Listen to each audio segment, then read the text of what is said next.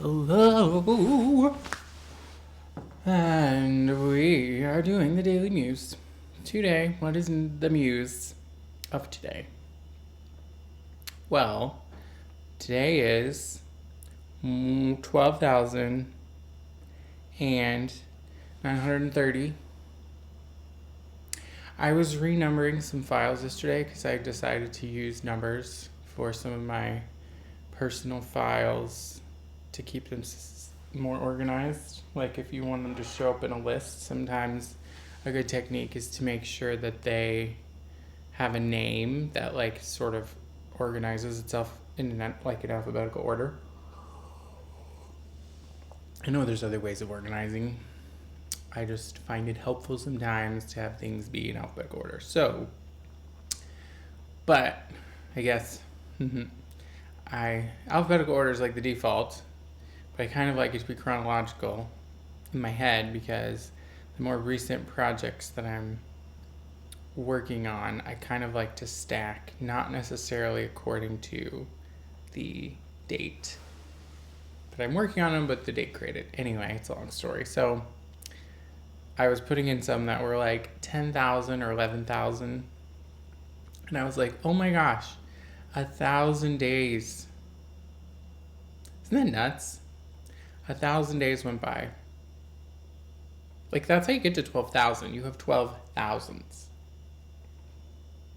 I don't even know what to do with that. I've had 12,000 day chances to get this little production that is me wiggling in the right direction. And I didn't do it yet. I still haven't gotten there. Oh. Oh dear, poor Nate. I gotta figure myself out. I'm not really sure why I'm like really interested in time lately, actually. Like it's like I really love the idea of numbering days, which I think is in the Bible, but I haven't looked it up recently. And what I think happened was I didn't number my day. I didn't give each day enough value. And so it happened in a sort of like the time goes forward and it didn't stop and just say, oh, Nate's not paying attention to me, so I'll just go on pause. That would have been great, actually. But no, it doesn't. I don't own the clock. So here we are in this really mildly uncomfortable space where the days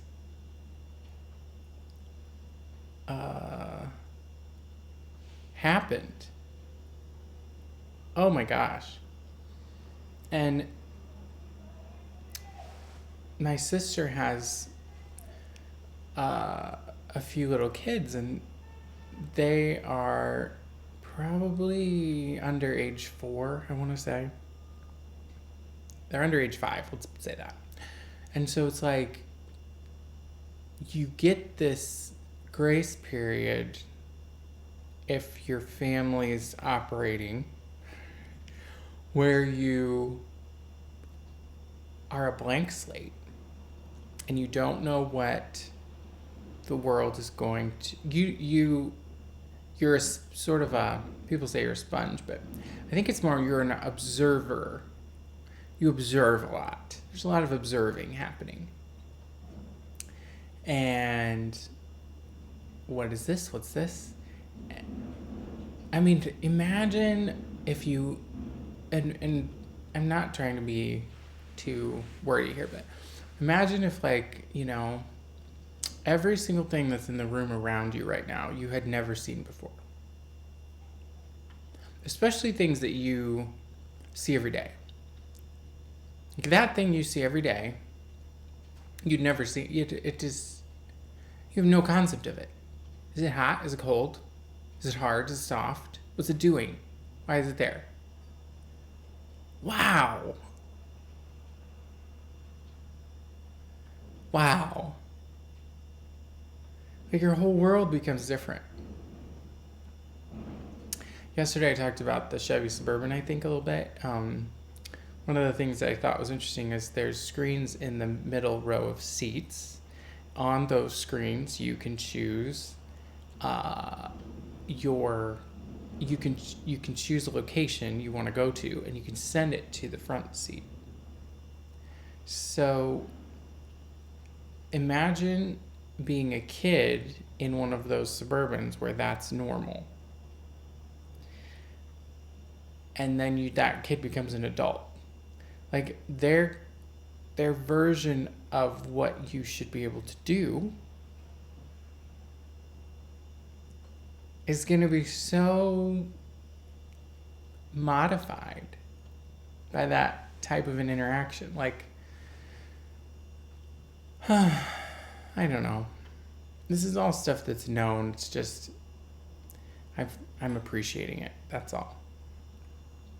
We know that things change in time. We know that people get used to the way things are, and then they sort of solidify in their different periods, actually. So there's sort of like your brain sort of solidifies a bit around age 12, where it's like, I think I've figured out language enough that I don't need to maintain a full flexibility of resources for learning 3 more languages or something. You can learn them after age 12, but if you learn them before age 12, you had a lot easier time. Then there's the solidification pieces that happen in your late 20s where it's like, okay, throw away some other things or make some other things sort of be just normal. And there's always plasticity. It's just how hard is it to access the plasticity. It's not unlike your joints, actually. It's like joints typically will retain their ability to increase their range in certain directions, of course. But when you're a kid, it's really easy, and then it gets harder each year. And then if you try to do it like I'm doing it, in someone between age 35 and 55, it'll have to be an everyday. Like you might have given it 20 years to sort of reach a very limited range. So then you got to give it a few years to kind of loosen it up a bit. Anyway, so it's just fascinating to me. It's fascinating to watch how people who are greeted in the world are greeted with a world that looks different in some key ways than the world that I was greeted with. And it's like, someone said your 30s is when you can see the movie to the end. Like you can you realize you're not going to be here forever, and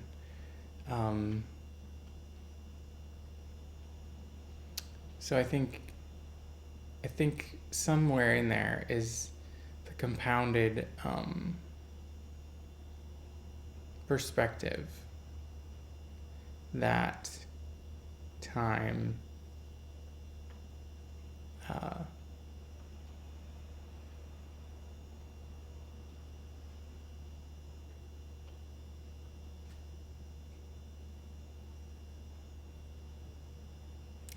not sure how to. It's like time is valuable. Time is kind of brutal. Time is precise. Perhaps that's what people love about it. Time is precise.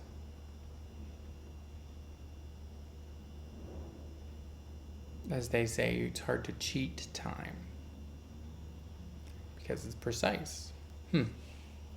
So interesting. Oh my goodness.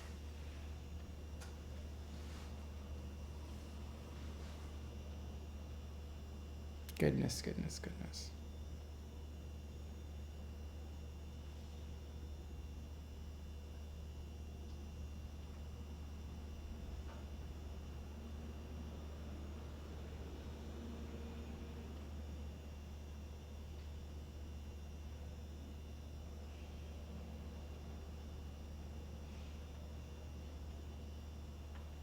I wonder what this will do.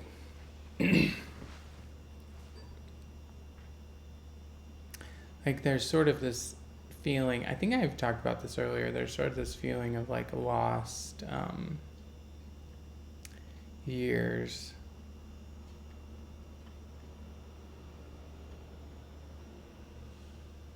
And maybe they aren't really lost, maybe I'm just not able to remember them well, but they certainly feel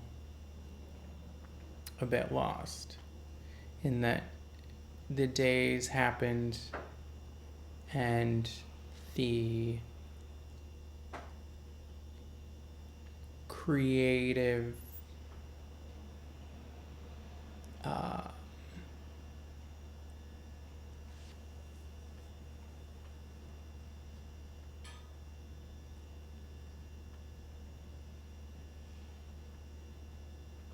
it wasn't that there wasn't output, it's that there wasn't output that was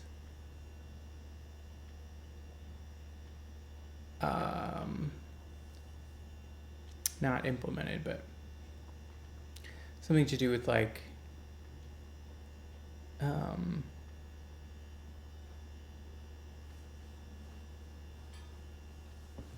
built.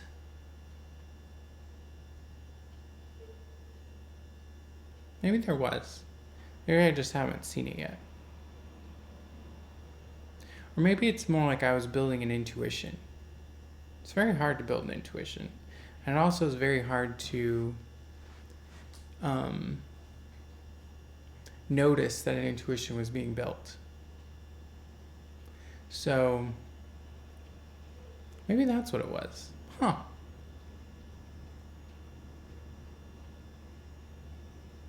Do you know, I don't know if you know what I mean, but an intuition is kind of like where you can look at a thing and you do not know why. You don't know, there's too many variables for you to explain, but you just simply have a perspective. If that makes sense. So if someone said, well, I need to know, like multivariable calculus, was that what we did? No, it was statistics. In statistics, you can have these, oh gosh, Nate, what is the word? I think I've lost the word. Is it a regression? Could be, but maybe not quite. You can have these calculations that basically attribute contributions of multiple variables. So you could say like, all right, this part of the equation is affecting it, or sorry, this variable is affecting is contributing this amount of weight, that's a great way to describe it, to this problem. And this one's a little bit less, and this one's a little bit less, and this one's a little bit less.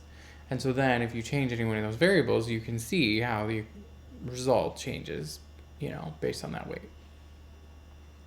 So maybe an example, if you wanted like a real one, is probably something like your weight. If you have a diet, you might be able to affect your weight. If you have a diet and exercise, you might be able to affect your weight. If you have a diet, exercise, metabolism, height, all of these things might be able to affect your weight.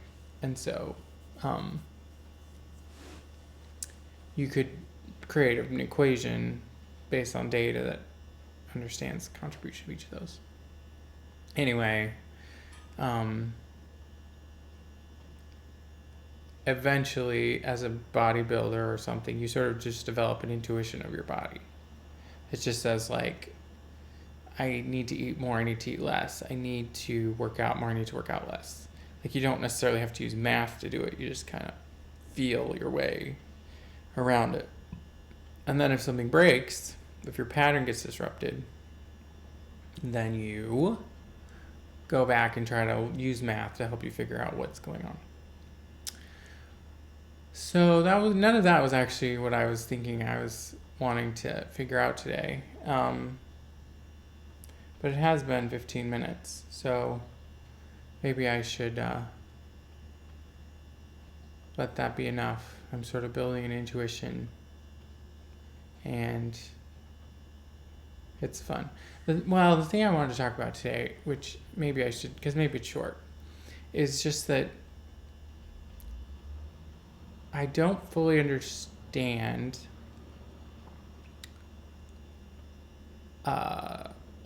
middle to, no, let's see, how do you describe this? Okay, age is a part of it. Age is a variable, multivariable. Here we go. Age is a variable. Skin color is a variable. Gender is a variable. Okay, this is a good way to describe it, actually. So it's like I'm noticing thought leadership. Is that a way of saying it? I think so. That is affected by gender,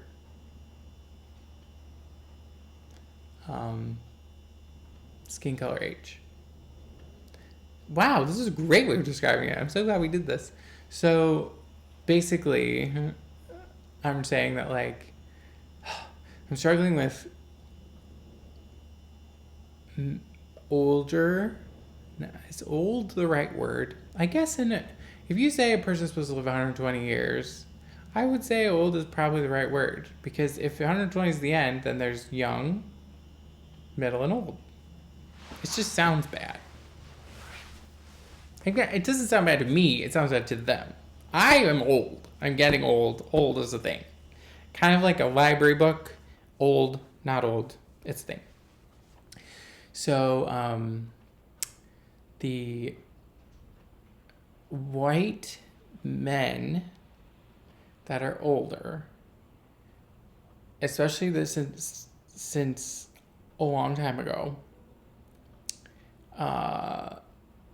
have led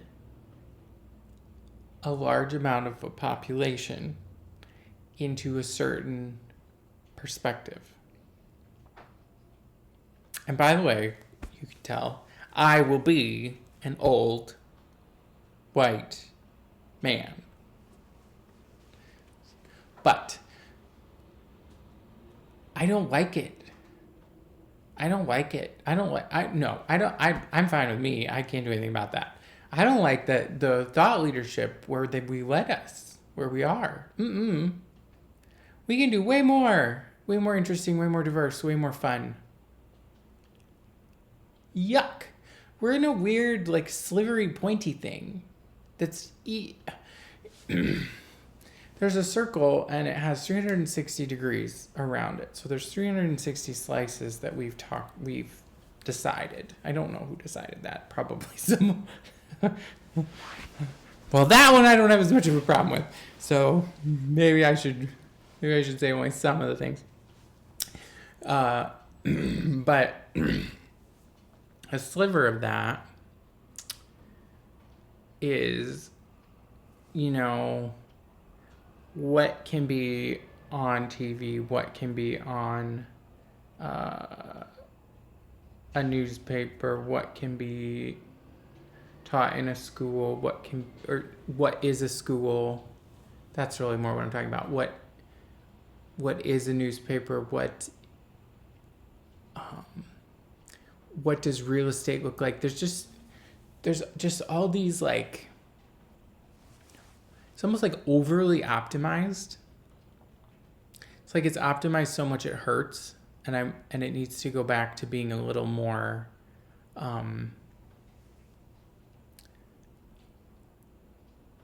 I don't know, optional. Like,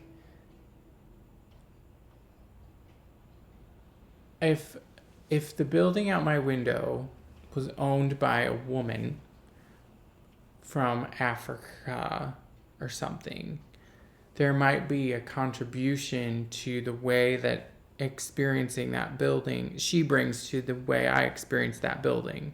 That's more of a variety than if that building has a white male old man perspective on it. That building has white male old man perspective. That building has white male old man perspective. Because it all starts to turn into like this pointy one-dimensional thing instead of it being like a 360 dimensional, like that one's weird and that one's got its own weird and that one's got its own weird. So I'm not sure exactly how I'm going to navigate that. You know what it might be is maybe it's like, I've always thought I really need to own a tiny piece, tiny piece. I like a tiny piece of chocolate. I need to own a tiny piece of chocolate in 6 countries or something. Instead of saying like I own, 6 condos in one spot. Because the creative energy that comes from the variety, that comes from that type of situation is valuable. When people lose their creative energy, they do not have a way to solve a problem. They don't think of the options of how they could solve the problem. So, anyway, I think that's all. It scares me when you don't have the options because if you're going to put in a bunch of resources, similar to yesterday when I was saying like a big thing, if they solve it well, it's lovely. If you're going to put a bunch of resources into creating a solution for a problem, you want a good solution before you print it. Like, good solution, printed 1 million copies. Bad solution, print 1 million copies. No, we don't. I don't. So, to get a good solution, you have to have creative and diverse energy applied to the problem to create the solution. When the creative and diverse energy is low, the quality of the solution is not very good. So that is a bummer. Anyway, I don't exactly know how I can do that, but I'm pretty sure there has to be a way. So I really noticed this last trip that I took where I got the flu and got the travel and all that jazz, that oh my gosh, my creative energy went up. Like it just happened naturally. It was like problems that I didn't know I was solving started getting better solutions in the juices that were in my head. And I was like, cool. And I didn't even realize it till the end. I was like, oh, this is great. So anyway, creativity and diversity that is needed, diverse experiences in order to generate the creativity. And the ideas around, using your time to give yourself enough of that.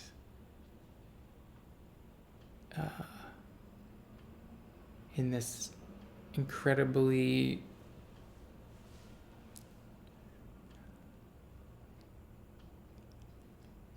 unscripted balance, maybe that's a great way of describing it, between meeting your daily needs and meeting your goals, longer term goals, is an amazing part of the journey.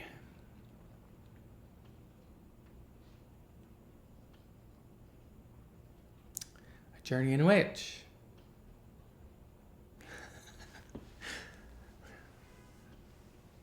we hope to elevate every day.